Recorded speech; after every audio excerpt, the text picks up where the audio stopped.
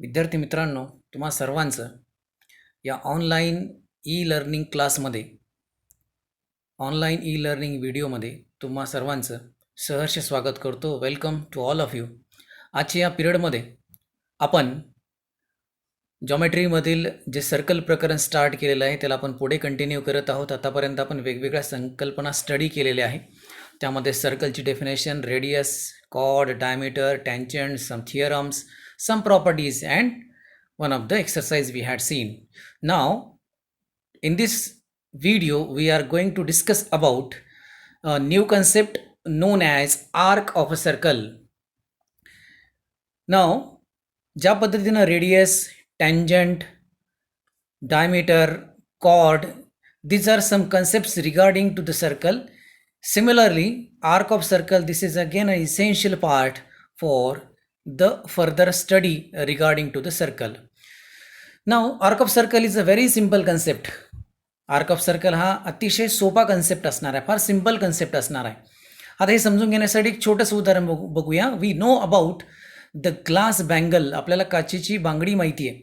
आणि if somehow it will get broken, जर ती तुटत असेल, ब्रेक होत असेल, तर सगळ्यांना हे व्हिज्युअलाइज होऊ शकतं की ब्रेक झाल्यानंतर, एक काचेची बांगडी तुटल्यानंतर त्या ठिकाणी काही तुकडे तयार होतात. That each part is nothing but the arc for that circular bangle. ती जी काही प्रत्येक पीस त्या ठिकाणी तयार होणार आहे, that will be a arc for that circular bangle. In a similar manner figure आपल्यासमोर दिसती आहे. मी जर एका सर्कलमध्ये जर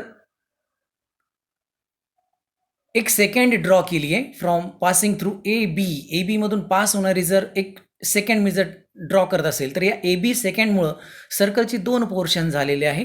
वन इज हा जो काही ब्ल्यू शेडमध्ये असणारा पार्ट आहे हा एक, आणि दुसरा पार्ट आहे हा ब्लॅक कलरमध्ये असणारा हा दुसरा पार्ट. तर या प्रत्येक पार्टला या सर्कलचा विथ सेंटर O याला आपण आर्क कॉल करणार आहोत.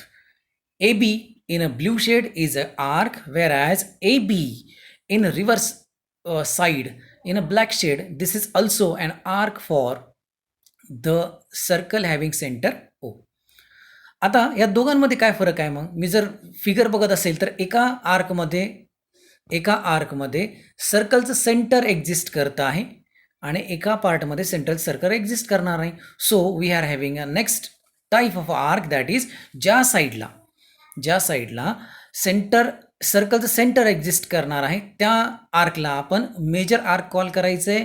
वेअर ॲज ज्या साईडला सर्कलचं सेंटर एक्झिस्ट करणार नाही त्याला आपण मायनर आर्क कॉल करणार आहोत.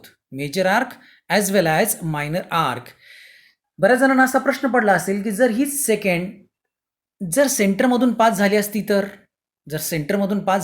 सेंटर कोणत्याच साईडला नव्हतं आणि म्हणून सर्कलचे दोन एक्झॅक्ट इक्वल भाग होतील आणि प्रत्येक आर्कला, तयार होणाऱ्या आर्कला आपण सेमी सर्क्युलर आर्क कॉल करणार आहोत. Do you get? Minor arc, major arc and semi circular arc, these are the essential types of arc. Now further आपण याच कन्सेप्टला पुढे कंटिन्यू करत आहोत. सगळ्यांना हे तर कळालं आहे की नेमकं आर्क ही संकल्पना, मायनर आर्क म्हणजे काय आणि मेजर आर्क म्हणजे काय. या पहिल्या फिगरमध्ये मायनर आर्क BC ही आपल्याला दिसते आहे आणि मेजर आर्क रेडिश BDC हा मेजर आर्क या ठिकाणी असणार आहे. नाव द क्वेश्चन इज, जर आर्क आपल्याला समजले असतील तर याची मेजरमेंट नेमकी कशाशी इक्वल असली पाहिजे. सो ही मेजरमेंट समजून घेण्यासाठी प्रत्येक हा BC जर मी मायनर आर्क कन्सिडर करत असेल तर याचे एंड पॉईंट मी जर सेंटरसोबत जर जोडले, या प्रत्येकाचे एंड पॉईंट सेंटरसोबत जर जोडले तर या ठिकाणी एक अँगल तयार झालेला आहे BAC. This is non as the central angle, कारण तो सेंटरवर तयार झालेला आहे.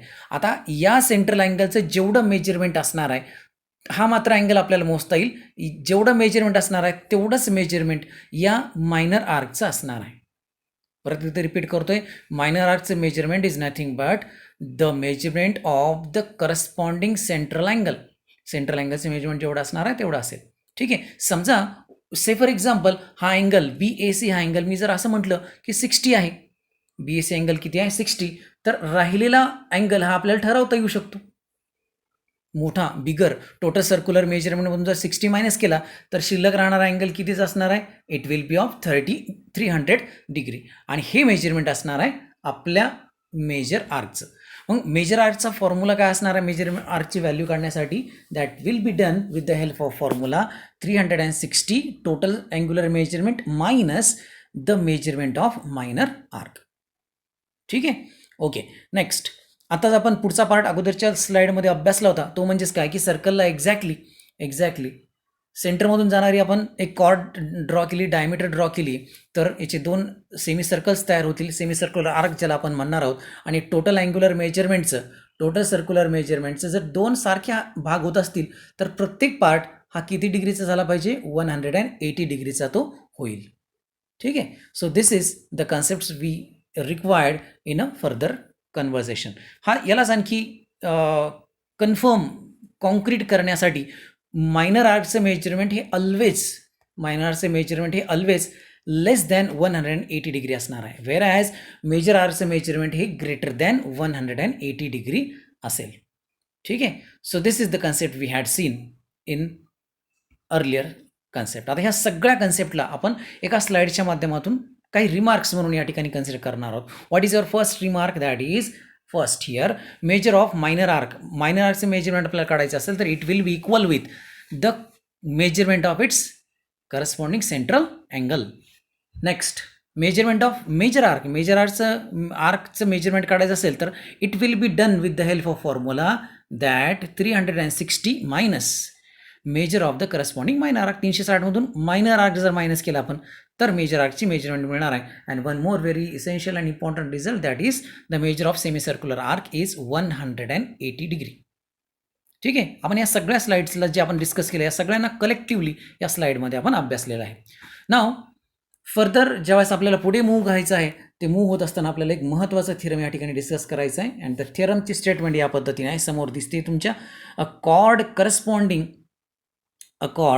Corresponding to congruent arc of a circle are congruent. आपल्याला एका सर्कलमध्ये 2 आर्क असे घ्यायचे आहेत की जे कॉन्ग्रुएंट आहेत, 2 आर्क कॉन्ग्रुएंट घ्यायचे आहेत. मग आपण या फिगरमध्ये बघतो आहोत की बी हे सेंटर आपण कन्सिडर केलं आहे आणि या बी सेंटर असणाऱ्या सर्कलमध्ये आपण 2 आर्क कॉन्ग्रुएंट कन्सिडर केले आहेत. कोणत्या फिगरमध्ये सहज बघता येईल तुम्हाला, APC जो ग्रीन पार्ट आहे आणि DQE हा देखील एक ग्रीन पार्ट आहे. हे दोघंही आपण ग्रीनिश एकासारख्या कलरने दाखवलेत. हे दोन्ही आपण दोन्ही आर्क हे आपण कॉन्ग्रुएंट गिवनमध्ये लिहिले. So given in circle with centre B, arc APC green पार्टमध्ये असणारा कॉन्ग्रुएंट विथ आर्क DQE हे गिवन आहे आपल्याला. आता हे गिवन दिलेलं असताना आपल्याला प्रूव्ह हे करायचं आहे की याच्याशी करस्पॉन्डिंग ज्या कॉर्ड्स आहेत, APCची करस्पॉन्डिंग कॉर्ड कोणती होणार आहे, PC ही कॉर्ड होईल आणि DQEची करस्पॉन्डिंग कॉर्ड होणार आहे DE. ह्या दोन्ही कॉर्ड मला कॉन्ग्रुएंट प्रूव्ह करायच्या. So this is what we want to prove. आता हे एक्झाम्पल परीक्षेमध्ये पुस्तकामध्ये ज्यावेळेस दिलं त्यावेळेस ब्लँक स्पेसेस ॲक्टिव्हिटी बेस्ड हा थिअरम दिलेला आहे. प्रूफमध्ये तुम्ही बघाल की वेगवेगळ्या कलरमध्ये काही ब्लँक स्पेसेस भरलेला आहे. इथं येल्लो कलरमध्ये आहे, हा एक येल्लो कलर आहे, हा येल्लो कलर आहे, ग्रीन आणि ग्रीन. 6 राईट मार्क्स आहेत, म्हणजे याचा अर्थ 6 ब्लँक स्पेसेस या उत्तरामध्ये होते. 6 ब्लँक स्पेसेस म्हणजे 3 मार्कासाठी हा क्वेश्चन परीक्षेमध्ये विचारला जाऊ शकतो. तुम्हाला फक्त ब्लँक स्पेसेस फिलअप करायचे according to the given proof. आता हे कशा फुलफिल होईल पूर्ण करणार ते आपण बघणार आहोत. सो इन दिस प्रूफ आपण सगळ्यात सुरुवातीला 2 ट्रायंगल्स विचारात घेतलेत, triangle ABC and triangle DBE, जे 2 ट्रायंगल या सर्कलमध्ये फॉर्म झालेले आहेत. So in this figure side AB आणि साईड DB ही दोन्ही कॉन्ग्रुएंट आहे असं त्यांचं म्हणणं आहे. फिगरमध्ये आपण बघू शकतो की साईड AB ही साईड आणि साईड DB ही दुसरी साईड, ह्या दोन्ही साईड कॉन्ग्रुएंट आहे असं म्हणणं आहे. काय रिझन होऊ शकतं बरं याचं? And reason behind this is these are the radius of same circle, आणि म्हणून आपण रिझन मेन्शन केलं, these are the radius of same circle. हे आपल्याला ब्लँक स्पेस पूर्ण करायचा होता. सिमिलरली पुढच्या ह्याच्यामध्ये आपल्याला ब्लँक स्पेस दिला होता ज्यामध्ये आपण फुलफिल केलेली व्हॅल्यू या पद्धतीने आहे. Side BC is congruent with BE. आपण BC आणि BE यांना कॉन्ग्रुएंट म्हटलं आहे, म्हणजे याचा अर्थ काय, हे देखील काय असणार आहे, these are the radius of same circle. And one more thing we have given in a proof. हे दिलेलं आहे आपल्याला, समजून घ्यायचं फक्त.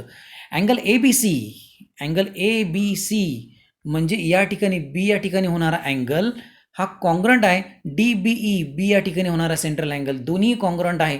याचं कारण काय दिलं तिनं? Measures of congruent arc.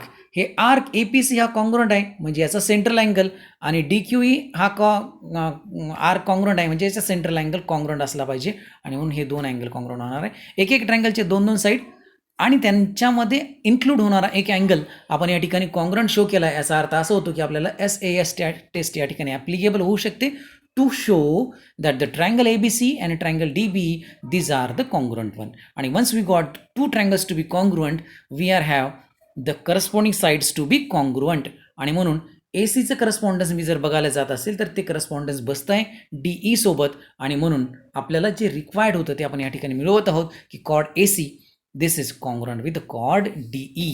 This is what we want over here. मी या थेरममध्ये प्रूव्ह काय केलेलं आहे की आर्क कॉन्ग्रंट जर दिले असतील तर त्याच्या कॉर्ड करस्पॉन्डिंग कॉर्ड ह्या कॉन्ग्रंट असतात.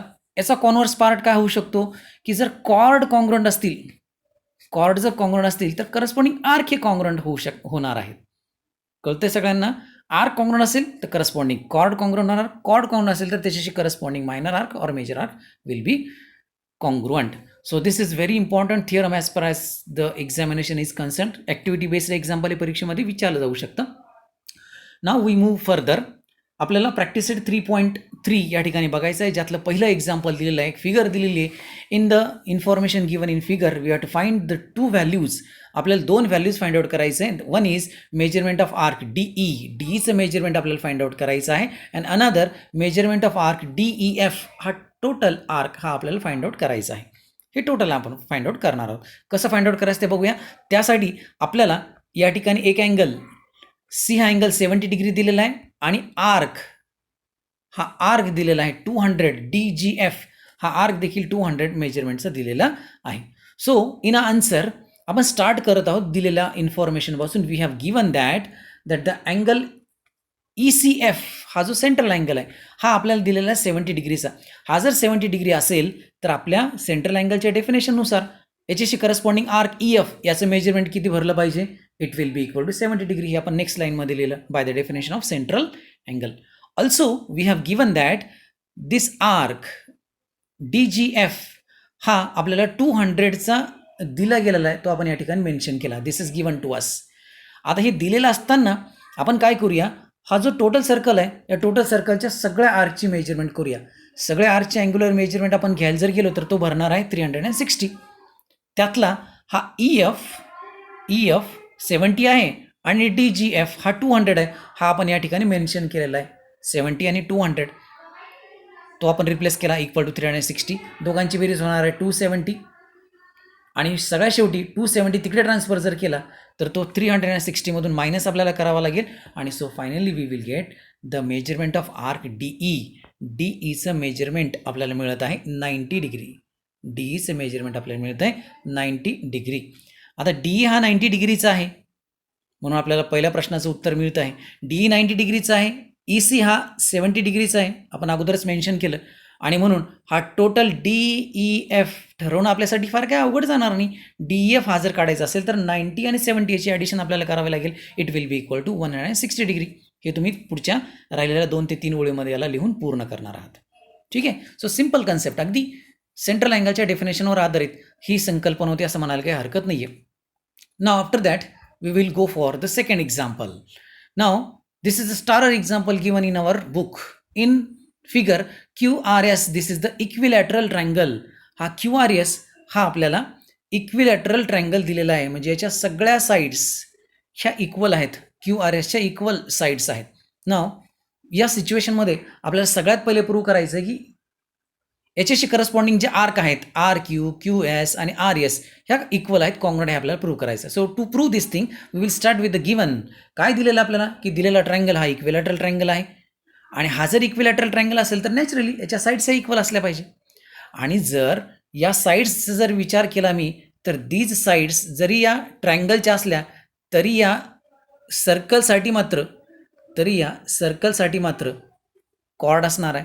आणि जर कॉर्ड कॉन्ग्रंट असतील, कॉर्ड जर कॉन्ग्रुएंट असतील तर याचे करस्पॉन्डिंग आर्क हे देखील कॉन्ग्रुएंट असले पाहिजे आताच बघितलेल्या थिअरमनुसार. आणि म्हणून आपण लिहू शकत आहोत की corresponding arc R Q, Q S आणि आर एस हे कॉन्ग्रुएंट असणार आहे according to the corresponding because of the arc corresponding to the congruent chords. Congruent कॉर्डला करस्पॉन्डिंग असणारे आर्क हे कॉन्ग्रुएंट असले पाहिजे. या सगळ्यांना आपण एक्स सपोज केलं, सगळ्यांची व्हॅल्यू जर एक्स असेल तर. पहिला रिझल्ट तर प्रूव्ह केला, पण आता दुसऱ्या रिझल्टकडे जायचं आहे. सो फॉर दॅट पर्पज या सर्क्युलर जो काय अँग्युलर मेजरमेंट आहे या सगळ्या आर्कची आपण ॲडिशन करत आहोत या ठिकाणी. Arc R Q, Q S आणि आर एस सगळ्या सर्क्युलर जर मेजरमेंट आपण जर घेतली तर ती भरणार आहे 360.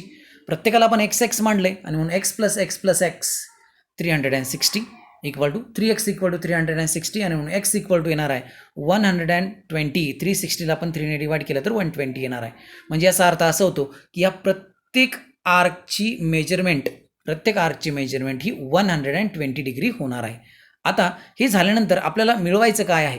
आपल्याला मिळवायचं हे आहे की measurement of arc Q R S हा इथून इथपर्यंतचा अँगल आपल्याला मोजवायचा आहे. हा जर 120 असेल आणि हाही 120 डिग्री असेल हाही, तर 120 प्लस 120 तो होणार आहे 240 जे का आपल्याला रिक्वायर्ड असणार आहे. आणि म्हणून त्या दृष्टिकोनातून arc Q R S is nothing but the addition of arc Q R आणि आर्क आर एस या दोघांचे ॲडिशन आहे.